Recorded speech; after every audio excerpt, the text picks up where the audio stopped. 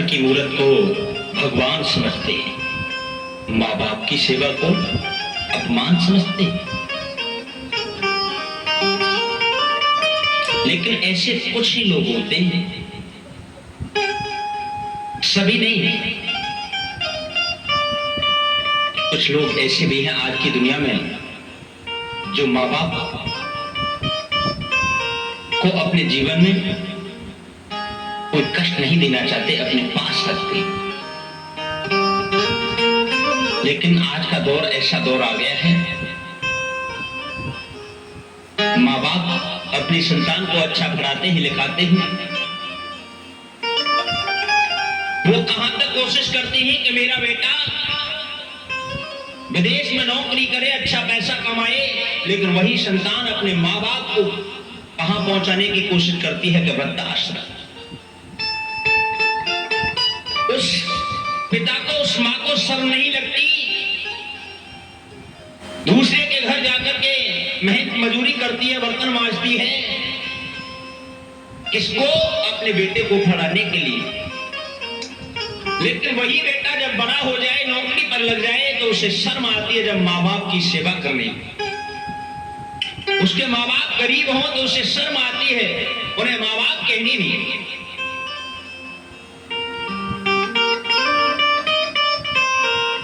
एक मैं आपको बात बताऊं,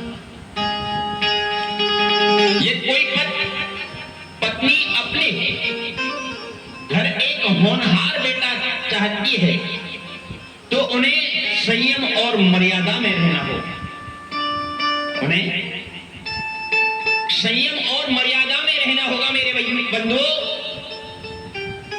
तपस्वी पत्नी के घर ही ऐसा होनहार बेटा पैदा होता है, जिस घर में पत्नी सारे दिन ताश चौपट खेलते हो, क्लब में जाकर के डांस करते हो, शराब पीते हो, उस घर में दुशासन और दुर्योधन ही पैदा होंगे मेरे भैया। उस घर में दुशासन और दुर्योधन ही पैदा होंगे। जीवन में संयम और मर्यादा होगी तो ही घर में राम और कृष्ण महावीर, मुकुंद शिवाजी महाराज जैसे का जन्म होगा मेरे भैया। अगर बेटा शराबी है, चोर उचक्का है, तो इसके लिए 50% दोषी माँ बाप है। कितने? 50%। इसलिए मेरे बंधुओं, मेरा आपसे निवेदन है, इन रिश्तों को निभाना, इनका मान और सम्मान करना बड़ा कठिन है, लेकिन जो करते हैं उनके लिए कुछ कठिन नहीं है। मैं आपका बेटा योगेश महाराज भागवत में एक बड़ा ही प्रसंग सुंदर है, जो धुंधकारी प्रेत हुआ, उसने अपने माता पिता की आज्ञा नहीं मानी।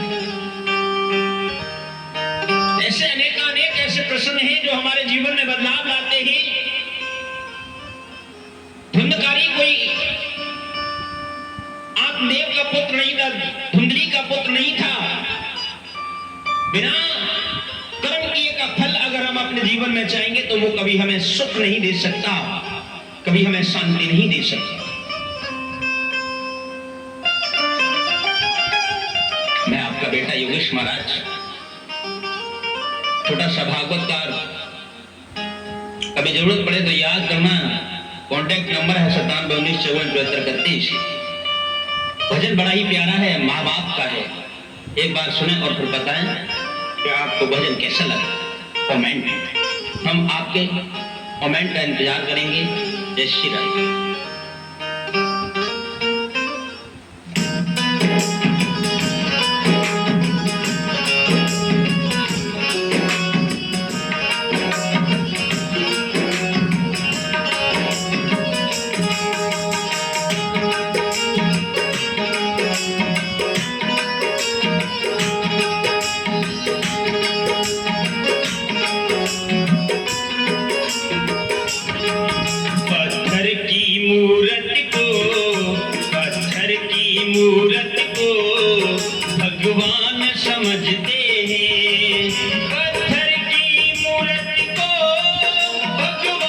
समझते हैं, पत्थर की मूर्ति को भगवान समझते हैं। माँ बाप की सेवा को, माँ बाप की सेवा को अपमान समझते हैं। माँ बाप की सेवा को अपमान समझते हैं। आज का जमाना कैसा आ गया है प्यारे, जो हम तुम चलो पत्थर में भगवान हैं, लेकिन जो असली भगवान घर में बैठे हैं हम उनकी देखभाल नहीं करते, उनकी सेवा नहीं करते। बड़े धिक्कार की बात है। ध्यान से सुनिएगा भजन के एक एक बोल।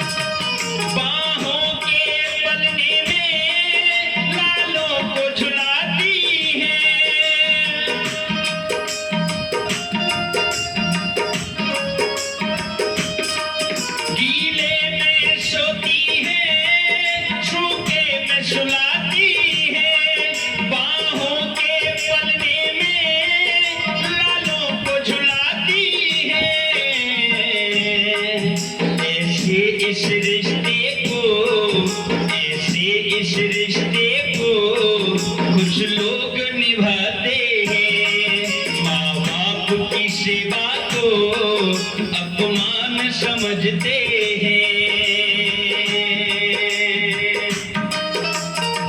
प्यारे, आज की दुनिया में भी ऐसे बेटे हैं जो आज भी माँ बाप की सेवा करते हैं, उनकी आज्ञा का पालन करते हैं। कमी किसी चीज की नहीं है, लेकिन कुछ लोग हैं जो ऐसे रिश्तों को निभाते हैं। सुनिएगा।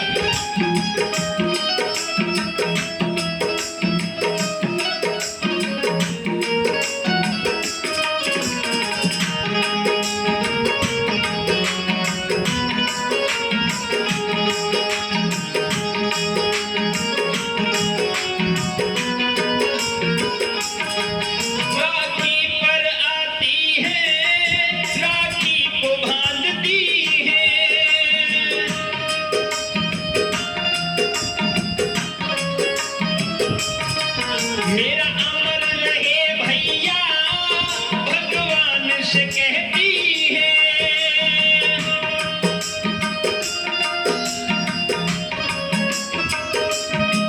राखी पर आती है, राखी को बांधती है। मेरा अमर रहे भैया भगवान से कहती है। ऐसे इस बंधन को, ऐसे इस बंधन को कुछ लोग निभाते हैं। माँ बाप की सेवा को अपमान समझते हैं। माँ बाप की सेवा को अपमान समझते हैं। एक बहन जब रक्षाबंधन पर आती है, अपनी भाई के लिए भगवान से ये कामना करती है कि मेरा भैया सदैव अमर रहे, कभी संकट ना आए इसके जीवन में। ये कामना करती है भगवान से, लेकिन इस बंधन को कोई कोई निभाता है। सुनिएगा।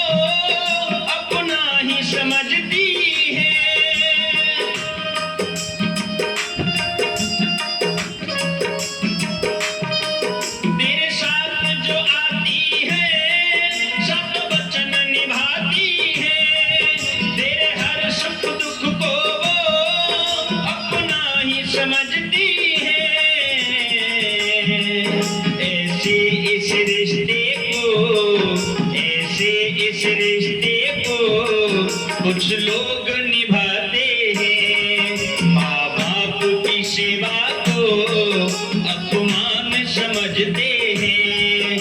माँ बाप की सेवा को अपमान समझते हैं। माँ बाप की सेवा को अपमान समझते हैं।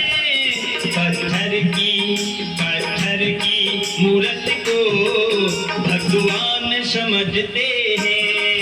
पत्थर की मूरत को भगवान समझते हैं। माँ बाप की सेवा को अपमान समझते हैं। माँ बाप की सेवा को अपमान समझते हैं। पत्थर की मूरत को भगवान समझते हैं। पत्थर की मूरत को भगवान समझते हैं। आप सभी आनंद ले रहे हैं संगीत और सत्संग का। मेरे